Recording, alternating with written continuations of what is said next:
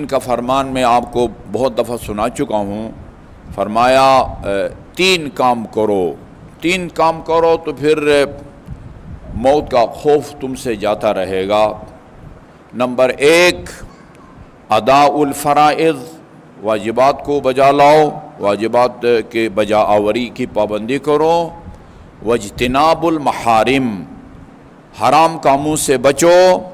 واکتساب المکارم، اخلاق حسنہ سے آراستہ ہو، یعنی خوش اخلاق بنو، بد اخلاق نہ بنو.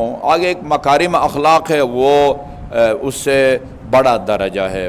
اخلاق حسنہ، با اخلاق بنو، بد اخلاق نہ بنو. پھر فرمایا یہ 3 کام اگر کر لو، واجبات کی پابندی کرو، حرام کاموں سے بچو اور اچھا اخلاق اپناؤ، فلا تبالی، پھر تجھے پرواہ نہیں ہوگی. او وقعت علی الموت او وقع الموت علیک، کہ موت تمہارے اوپر آ کے گرتی ہے یا تم موت کے اوپر جا کے گرتے ہو.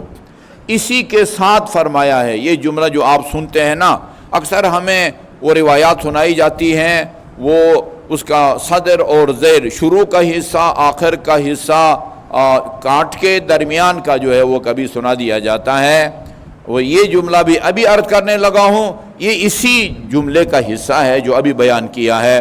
بھئی اگر یہ 3 کام کرو گے فلا تبالی، پھر تمہیں پرواہ نہیں ہوگی کہ موت تمہارے اوپر آ کے گرتی ہے. یعنی تو بستر علالت پر ہے، بہت کوشش کی کہ میں اپنا علاج کراؤں، لیکن موت نے آ لیا.